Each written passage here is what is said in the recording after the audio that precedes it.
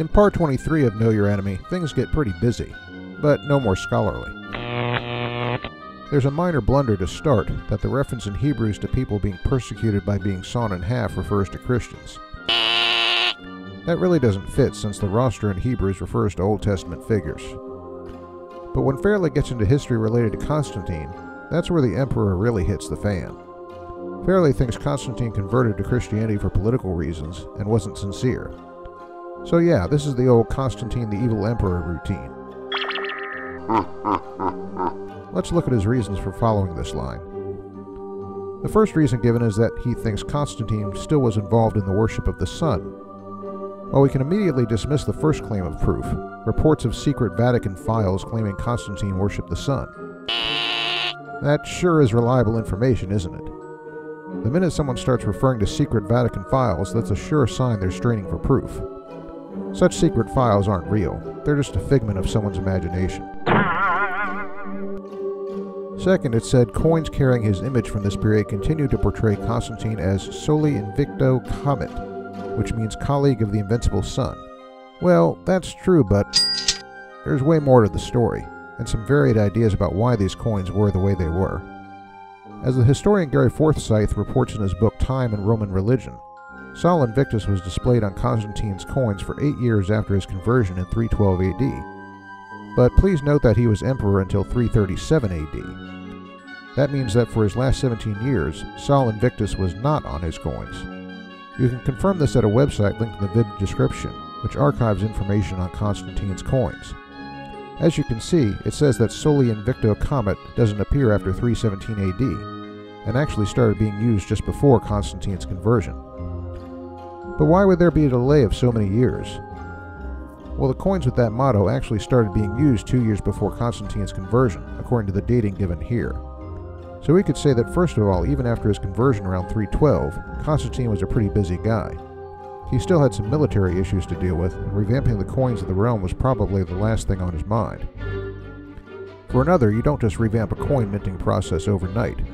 There were about a dozen mints in business at Constantine's time, and he'd have to order each of those to do some modifications, which couldn't just happen at the snap of a finger. All the coins were made by hand. You can see a description in the process at another link in the description. That's one point. Another is put forth more recently by historian Jonathan Bardilli in his book Constantine, Divine Emperor of the Christian Golden Age.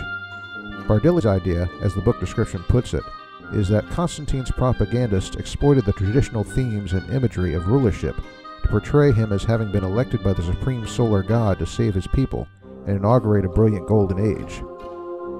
Bardilli further argues that this was done to reconcile the long-standing tradition of imperial divinity with Constantine's monotheistic faith by assimilating himself to Christ.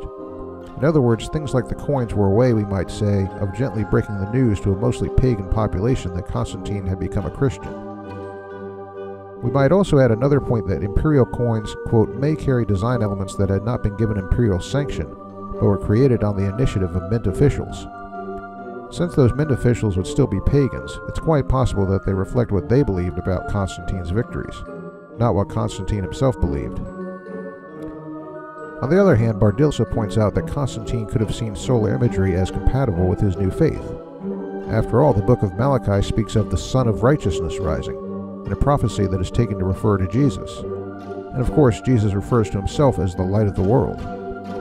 Bardilli also shows that church writers compare Jesus to the sun.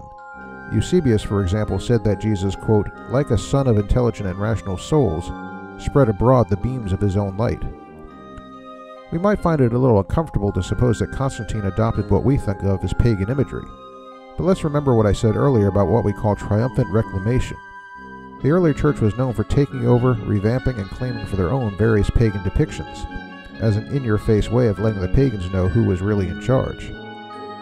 The same way, Constantine felt justified in exploiting solar imagery used at the time to stand for the god he now served. And that's a good point, because the pagan gods don't own the sun. God does. Bardilli acknowledges that such imagery disappeared from Constantine's coins by 324 AD, which means even by Fairley's reckoning, he had more years without that motto than with it. More important than the coins, though, is the fact that in all his military victories, Constantine never gave credit to the pagan gods after his conversion, as his subjects would have expected. The historian Peter Brown puts it this way in his book The Rise of Western Christendom.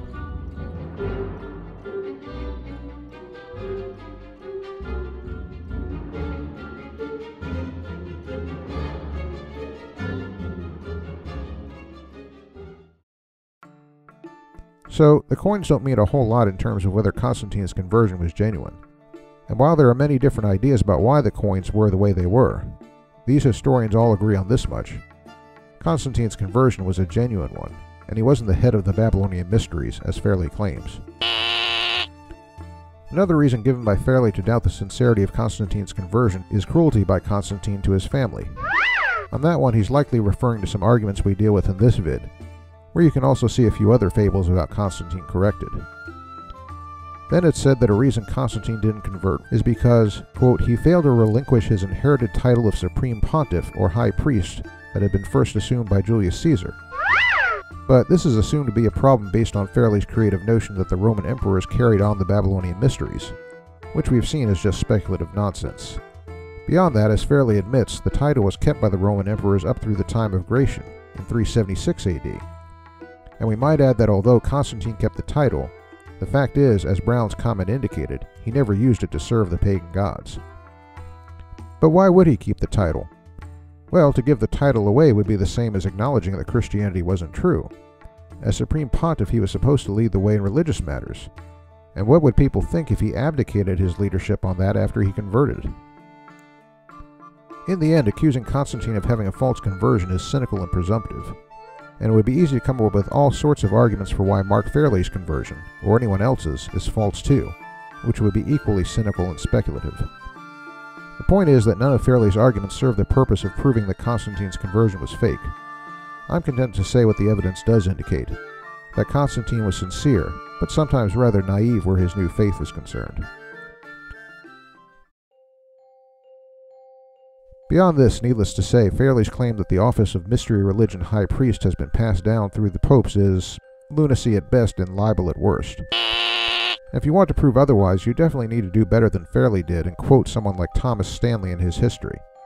Folks, that thing was written back in the 1600s. Don't tell me Fairley can't come up with something more modern and something written by a careful scholar. Fairley then goes on to make the same error we covered in this recent vid on 1 Timothy 4. Sorry folks, but that's not a prophecy of the Catholic Church. It fits heresies we know from Paul's own day. Next, what about this bit that the Catholic Church replaced the pagan gods with patron saints? Well, I'm not Catholic and I don't have any particular interest in patron saints. Even so, I think it's a bit of a strain to say that the patron saints were intended as a replacement for pagan deities. For one thing, Catholics will tell you that they see patron saints as intercessors, not mediators. More like asking a friend to pray for you, which I assume Fairley doesn't find objectionable. For another, it's kind of hard to make matches between the pagan gods and patron saints. I mean, which saint was supposed to take the place of Mithra, or Dionysus, or Vulcan? Sorry, but we're going to need more than one replace the other shouted in our ear to make that leap. I won't discuss this matter further since it isn't my expertise, but I'll say the same thing I've said before. If we're going to critique something like the practice of patron saints, let's do it intelligently, not with conspiracy mongering and with bigoted rhetoric like saying the patron saints are actually demons. Next up is a bit about holidays. Fairley claims that December 25th was the birthday of Nimrod and also the Queen of Heaven. And if that's true, then it certainly isn't serious scholars who know about it. But Fairley gets close to the right answer even if he doesn't realize it. Once again, this would simply be a matter of triumphant reclamation, Christians claiming things from the pagans as a way of showing their precedence. Not only so, but let's remember that similar charges are made regarding the Jewish Passover holiday. There are those who say the Jews stole that date from pagan agricultural festivals, which means Fairley had better be careful not to undermine his own faith with the same sort of argument. In reality, there's a good reason why Passover was scheduled when it was, and December 25th would be taken over as a holiday by Christians. Namely, it would reduce the temptation for believers to attend the pagan festivals on the same day. Kind of like JCPenney's having a sale, and Sears having a sale that same day to keep their customers from going to JCPenney. To close out, there's a few miscellaneous points to cover about holidays. Fairley says that the name Easter was derived from that of the pagan goddess Ishtar. No. Actually, it comes from Ostara, the reputed name of a Germanic goddess. Not much better, you may say. Well, it doesn't have to be. Most people call the holiday in question by this name, which is taken from the word Passover. The use of the word Easter came a lot later. How and why is a subject of debate. But for our purposes, it's enough to say that Easter has nothing to do with Ishtar. And as for celebrating Easter today, I'll just refer everyone to this prior vid where I answered an atheist who tried the same sort of guilt trip Fairley does. What about Lent? Fairley says it came from a merging of Babylon with the church, but doesn't explain how. He also says it has no biblical basis. But come to that, neither does the 4th of July, Martin Luther King Day, Arbor Day, or National Pickle Week. I'm afraid he's going to have to do a lot better than that.